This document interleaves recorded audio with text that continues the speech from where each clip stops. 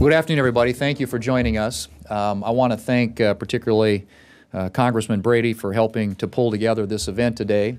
Also want to thank others of my colleagues who are here. Leader McConnell is going to be here momentarily. The ranking member of the Senate Finance Committee, Senator Hatch, our leader on the committee, is here. Representative McIntyre is here. And my congresswoman from the state of South Dakota, Kristi Noem, who has some interesting personal, real-life insights on this particular issue, is here as well. And Kenny Marchand is here as well. And Dean Heller, where did Dean go? Oh, Dean didn't make it in. But I also want to thank the various business organizations that are represented here today. We have with us the Family Business Estate Tax Coalition, the Family Business Coalition, and the Policy and Taxation Group. I want to thank them for all their support and their work in helping us advance this issue, and you're going to be hearing from some representatives from some of those organizations later. And finally, I need to thank John Kyle, who is no longer here in the Senate, but was the leader on death tax repeal during his time in the United States Senate, and those of us who are still here are trying to take up that mantle and make sure that we continue the fight to repeal the death tax once and for all. Let me just say very briefly by way of introduction before I yield to some of my colleagues here that we don't believe death ought to be a taxable event. If you look at what families go through when they're in a grieving process, it's really ironic that we penalize and punish them through the tax code after they've worked really hard over a lifetime to build up some equity, some assets that they hope to be able to pass on to the next generation. Imposing a tax rate as high as 40% is just not bad for our economy. It's unfair to those families who have saved and built literally for generations, and they're creating jobs out there at the same time they're doing that. Currently, 70% of small businesses fail in the second generation and 90% fail in the third generation. A CBO report released in 2009 said that 1/3 of family businesses who owed the estate tax, the death tax, actually owed more in taxes than they had in liquid assets. So that kind of tells you what families are up against when they get hit with this tax. And that's certainly the case in the Midwest, in my home state of South Dakota, where we've seen land values go up in the last 5 years by 50%. And so you've got an awful lot of farm and ranch operators that are land rich and cash poor, and end up getting stuck with the death tax, and makes it very, very difficult for them to keep that in the family. And they end up, in many cases, having to liquidate some of those assets in order to pay the IRS. We don't think that's fair. We think that we ought to give family farmers and ranchers and small business people, those who work hard to build up that over a lifetime, the opportunity to pass that on to the next generation. And so getting rid of the death tax once and for all would enable us to do that. And so that's what we're here to talk about today, and the legislation that we've introduced here in the Senate and that Kevin has introduced in the House, we hope to get the opportunity to move in the not-too-distant future. Leader McConnell is going to be here in a minute, as I mentioned, but until he gets here, I want to introduce my friend, somebody that I came into Congress with years ago, and somebody that has been a great representative, a great voice, someone who articulates, I think, the importance of getting rid of the death tax and what it means to our economy, what it means to jobs, what it means to hardworking family farms and ranches. But he's a great leader in the House, Kevin Brady. Well, first let me thank Senator Thune for his leadership in the Senate. He's been a champion on this issue since the first day he came to Congress, and continues to be that, frankly, and has put together a Senate leadership team on this issue that is so critical. And I want to thank the bipartisan members of the House, Mike and others who are here today as well, and those who are affected by this tax. I want to make two quick points. One, this tax is terribly unfair. It's unfair to families that saved, family-owned farms, family-owned businesses. I mean, can you imagine you work your whole life to build up a nest egg, to build up a family-owned farm or business, and when you die, Uncle Sam swoops in and takes nearly half of everything you've worked your life to save for. It's just wrong and unfair. This tax is an immoral tax that needs to be repealed once and for all. And the second point, this tax is damaging to the economy and not helpful to balancing the budget. Every study shows that the death tax, the cost it implies, the regulation and the extra added cost to families, that we actually have taken more in the 96 years of this tax out of the economy because of this tax than what it's generated in revenue. And so it's time to stop draining the economy on behalf of this tax. And because this tax barely pays for 2 to 3 days of federal spending over the year, the damage that it creates far exceeds any benefit it has for revenue. So it is time to end this very unfair tax. We're going to continue as we go about tax reform, making this a high priority to eliminate the death tax once and for all. We're going to need bipartisan support to do it. And with that, I'm very proud to recognize and introduce the lead Republican, the ranking member of the Tax Writing Finance Committee in the Senate, and a champion on this issue as well, Senator Hatch. This is a very unfair tax, and I endorse what both John and Kevin have said. Fact of the matter is that if we don't do something about it, 2,400 farms are going to be hit this year, and about 2,700 small businesses. Now, in the case of the family farm, they work all their lives. Their equity is completely in the family farm, and then we go and take almost half of it away. Unless they are wealthy enough to hire really, really good lawyers who can help them to avoid these kind of things. My friend Warren Buffett, and I get together with him every once in a while, I doubt that he's going to pay much in the way of estate taxes because he can afford to hire the best lawyers in the world, and he'll avoid most of it just because of that. But the average family farmer just can't do that. Neither can the average family business. And when you start thinking about 2,400 farms that could be very hit this year, very badly, that's what they estimate, that's what Joint Tax Committee estimates, and 2,700 small businesses, it brings home to you just how serious this is. And we don't get that much from it. It might be one thing if it would help us to pay down the national debt, but I guarantee you they'll just take the money and spend it anyway, and it isn't that much. And I just believe this is one of the worst taxes that we can possibly have, and I hope that in a bipartisan way that our friends on the other side and our fellow Republicans and fellow Democrats will do everything they can this year to get rid of this dog. And if we do that, I think it would push us on down the line to get true tax reform done. Because if we could do that, it would mean that there'd be a lot of other things we could do to bring tax reform to the forefront and hopefully get this country zooming again. I'm really honored to be with all these good people here standing before you, and this is a great privilege for me. This is a very, very important bill. I also honor our friend John Cowell. We miss him greatly. But John Thune is taking this over on our committee, and he's doing a great job. And our House compatriots are terrific as far as I'm concerned. So we're going to do everything we can to get rid of this, and if we can, it'll be a much better thing for our nation. Thanks, Orrin. Congressman Mike McIntyre. Well, I'm pleased to join all my colleagues up here, and I know Kevin Brady and John Thune and I go back to the same class together in the House, and we've all long fought to get rid of the estate tax. And when we think about it, folks, it boils down to this. It's the wrong tax at the wrong time, hurting the wrong people. The very backbone of what makes America great are these family small businesses that for generations, literally in generations, have come to make small towns in America, as well as some of the larger cities in America. But I know, especially being from rural eastern North Carolina, what it has meant, where 99% of our businesses in North Carolina are small businesses. In fact, at the worst time in a family's life, as I've often said to people back to home, the government reaches into your back pocket and takes out the hard-earned money that your family has made and that you were hoping to pass on to the next generation. And I know many families personally who have second, third, and fourth generation businesses who have succeeded because of what they've put into it, not what the government has taken out of it. And when we talk about over $88 million in compliance costs and 2.3 million hours spent just to comply with this tax that is unfairly hurting small business and family farms, it's clearly time to get rid of it. So this bipartisan, bicameral effort, I think, speaks for itself. Isn't that nice to hear that term today? Bipartisan and bicameral.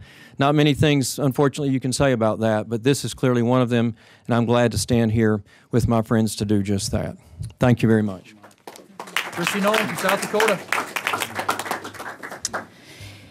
Well, when I was 21 years old, I was a college student, and my dad was killed in an accident on our farm. He was 49 years old, and it devastated our family. I had an older sister who was living in Georgia, an older brother who was in Oklahoma, and a younger brother that was still in high school. So for me, the job was left up to me to come back to the operation and take it over and figure out a way to take our family business that had been in our family for generations and keep it successful. I was shocked when I got a bill from the federal government that said because a tragedy happened to my family, I now owed them thousands and thousands and thousands of dollars. Now, my dad was a cowboy, and he was tough, and he said, had always raised us with the idea that you don't sell land because God isn't making any more land. We had land that had been in our family for generations that my grandpa had bought, that my great-grandfather had bought. We had machinery, we had cattle, but that didn't mean we had any money in the bank. So I was forced with a very big decision. Either we sell land that had been in our family for generations to pay that bill, or I take out a loan. I chose to take out a loan, but for 10 years, I paid on that loan to pay the federal government what I owed them in death taxes, and it made it very difficult for our family business to survive. It made me angry. And actually, it's the reason why I ran for office.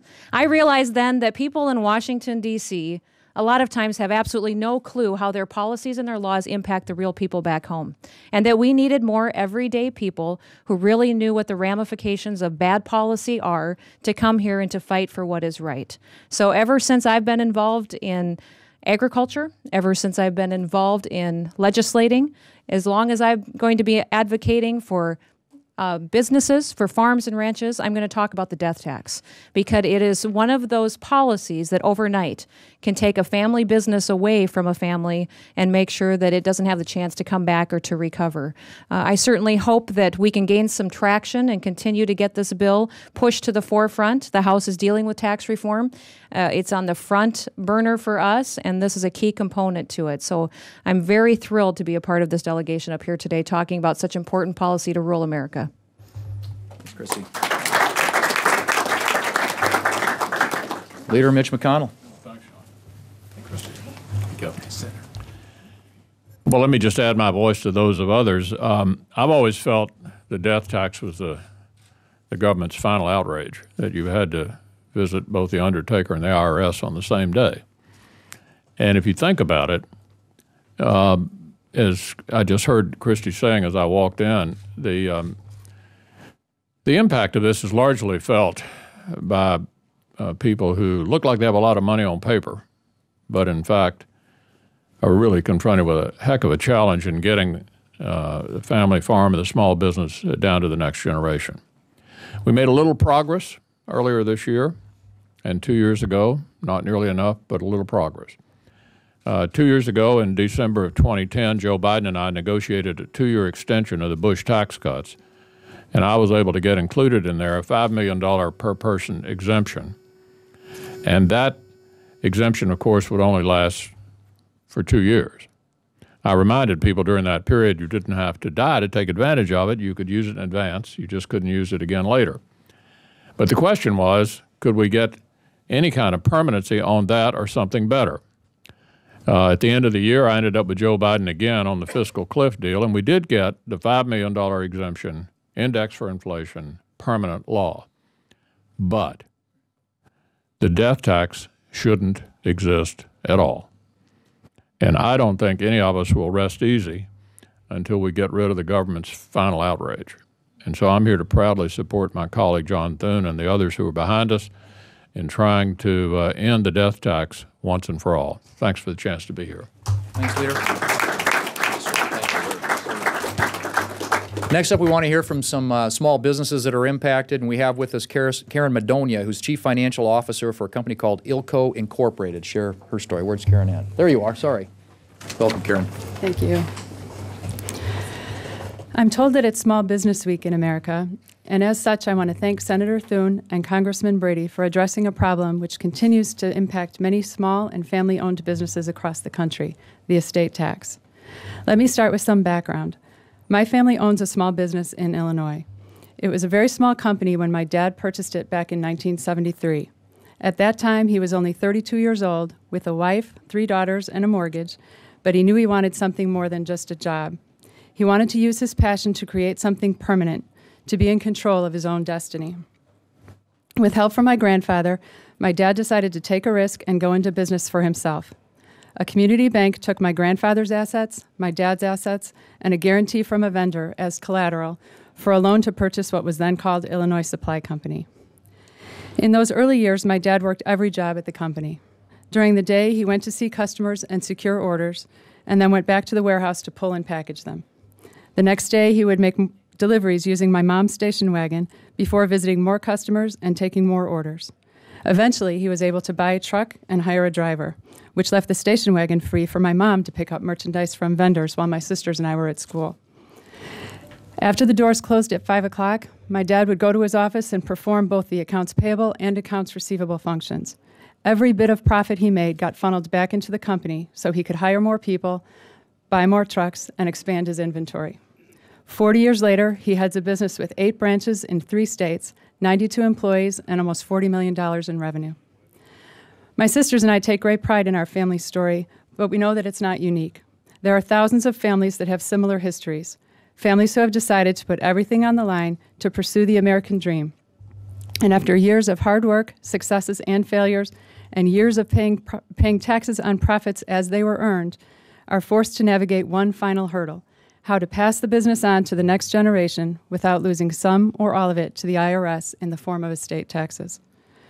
What the authors and supporters of this bill clearly understand, and what I hope that members of both houses of Congress can finally embrace, is that the estate tax presents a real problem for family-owned companies.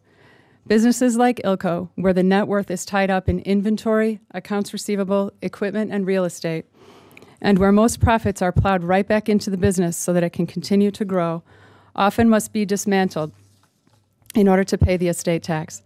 In our case, if something were to happen to our first generation and we were faced with a large tax bill, we would literally have to sell parts of the company to pay that tax.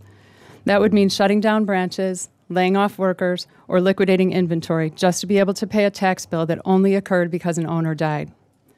I am grateful to Senator Thune and Congressman Brady for continuing to push for full repeal of the estate tax because it is fundamentally wrong to place a tax on death.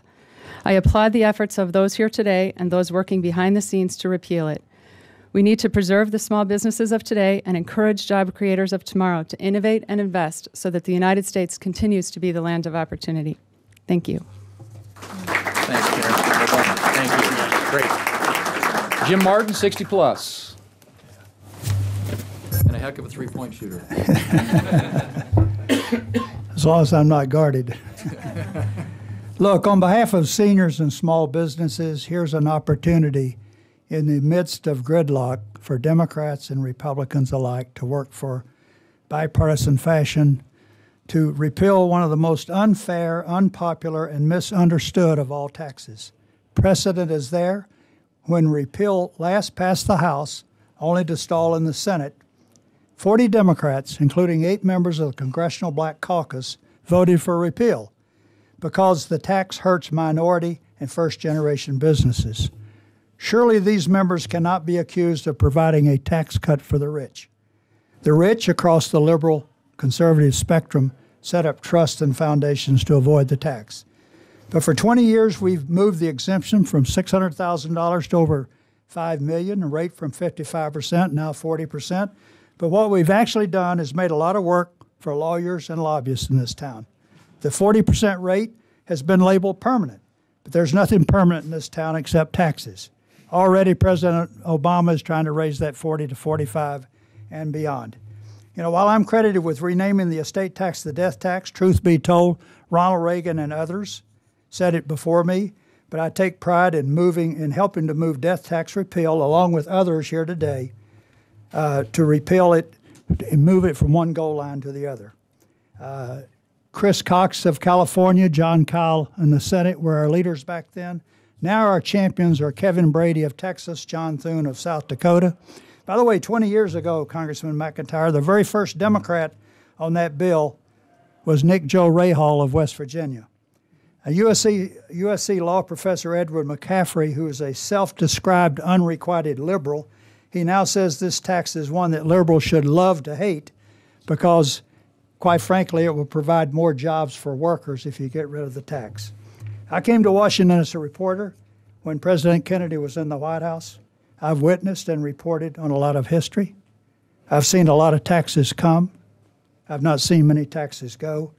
If ever there was a tax whose time to go has come, it's this one. A tax that breaks up family-owned businesses. It's a cruel tax as well. If you're saying goodbye to a deceased loved one, Uncle Sam, not even a blood relative, in the guise of IRS agents, is the first claimant in line. Let's repeal this terrible job-robbing confiscatory tax for a fourth and final time. Thank you. Hear, hear. Last up is Steve Foglesong, who is the owner of Black Gold Ranch. So, guess what I do for a living? Pretty good guess. Black Gold Ranch is actually a cow-calf outfit and a feed yard in west central Illinois. And I've been involved with the National Cattlemen's Beef Association for as long as I can remember, 20, 30 years. And this has been the item at the top of our docket for that long. I cannot imagine having to come back here time and time again and continue to talk about this, because I just can't understand where we don't understand why this is such a bad law. I mean, it's one of those, are you kidding me kind of things. It doesn't make any sense that we would be in that mode at all. We should be way past that. And these guys, obviously, and ladies, you know, they're the A-team. They figured out that we've got to get this thing stopped, because this is the death knell for a way of life that a lot of people would really love to embrace. My outfit's just a little bit different than some. You know, a lot of outfits have got generations and generations. I'm a first-generation rancher. My dad is a plumber, believe it or not, and my children have been working side by side with me to pay for a ranch. I mean, when we have a mortgage payment come due, they have made that payment. When we have our property taxes due, that are due actually next week, you know, they help make that payment. And then when I kick the bucket, they're going to get to do it all over again and pay for that. That doesn't make any sense to me, and I certainly wouldn't think it'd make any sense to you all, especially we've got a whole crowd of folks that are my kids' age, that are in their 30s, you know. Why would you want to pay for something and then be taxed and have to figure out how to pay for it again? Doesn't make any sense. Lots of things have been said. I can't repeat, no need in repeating what the cost of land has done and why that's the situation. But you know, that you wind up building an estate, because farmers and ranchers aren't a very bright bunch. And I include my, you know, instead of after we cash in and we take our money, we don't run off to Cancun on a very regular basis and take a vacation. We don't buy a luxury automobile. What do we do all that money? We plow it right back into that dirt. Because as farmers and ranchers, we have a stewardship responsibility, and we have to figure out, you know, what we do with that cash to make it better.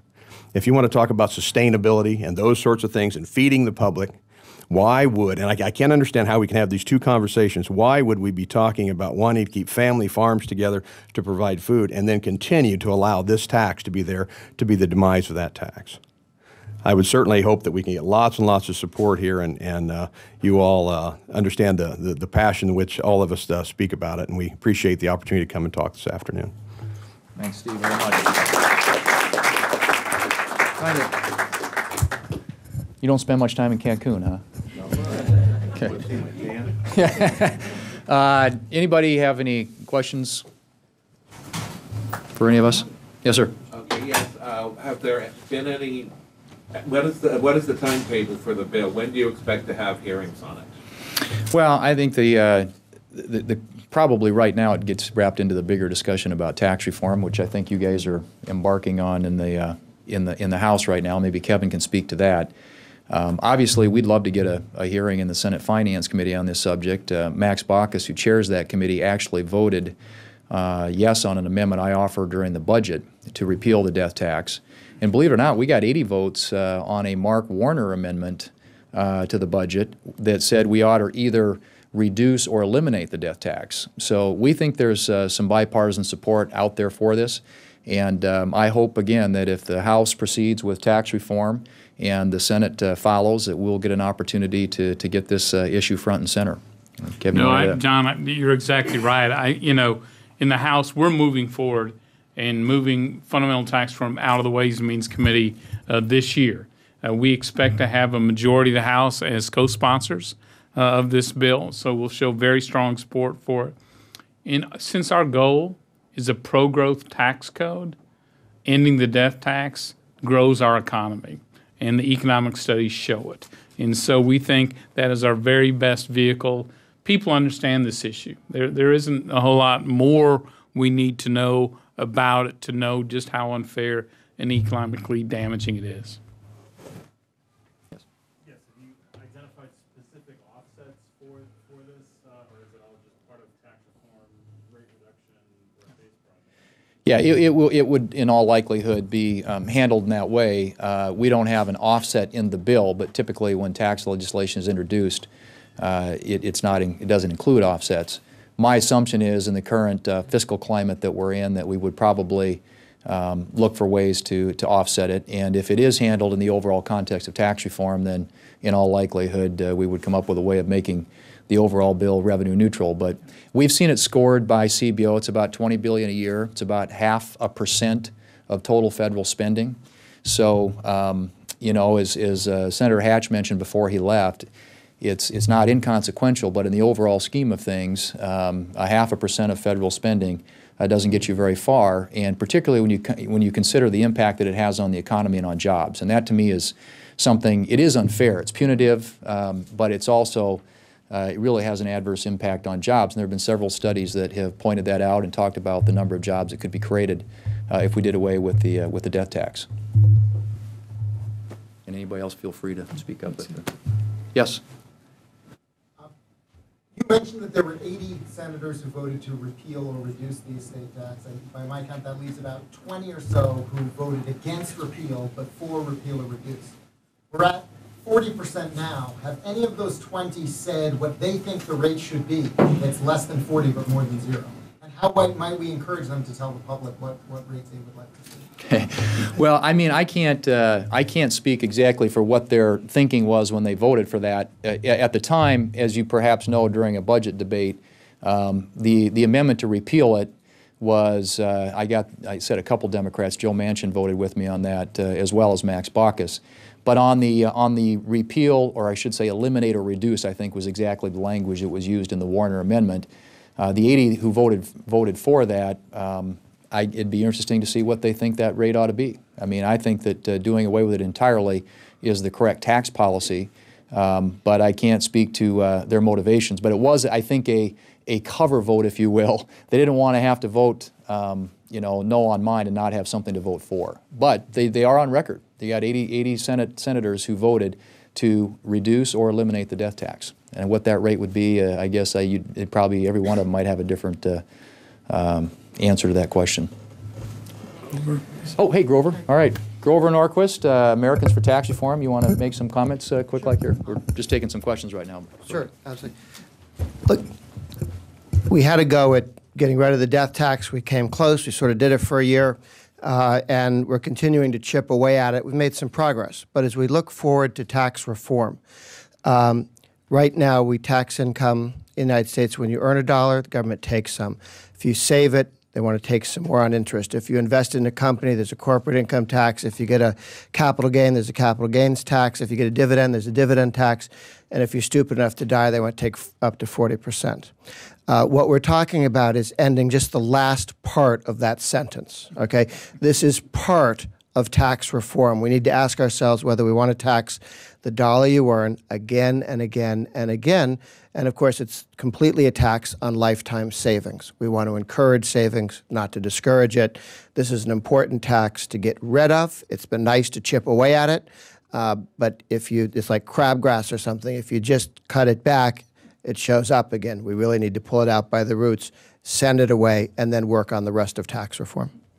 Thanks. And on that point, the President proposed this year raising it up again. We were at 40% just as recently as last year in the fiscal cliff deal. He wanted to go back up to 45% and lower the limit back down to $3.5 million. So as was mentioned earlier, nothing around here is permanent as long as Congress can change it. But I think we could do something that really would be permanent if we would get rid of it once and for all. And obviously that's something that everybody here endorses. Mm-hmm. This is not exactly a new issue. Why bring it up again? I mean, why at this particular time? Well, I think that you know, we're in a sort of a sluggish economy. We've had anemic growth. We've got a high unemployment rate. We're looking for things that can kickstart the economy. This is a tax which fundamentally hurts the people who create jobs in this country. And plus, we're getting into a debate about tax reform, which I think is a perfectly appropriate time to have that discussion. And then I think, as I mentioned, put on top of that the fact that the President and his administration have come out in favor now of going back even on the rate and the exemption level that was put in place at the end of last year in the so-called permanent law. So I think it's very fitting that we move forward and try and address this now. Please, anybody else want to talk? There's never been a better time.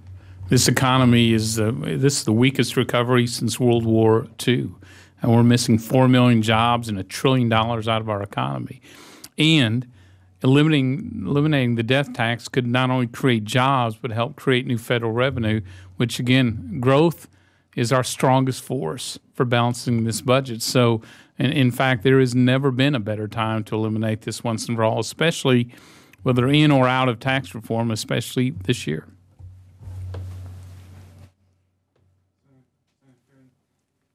It seems like this is an issue that always is an easier issue for the Republicans to deal with than the Democrats. The Democrats have these fissures that would surface where then Senator Lincoln would be working with Senator Kyle on some sort of negotiation.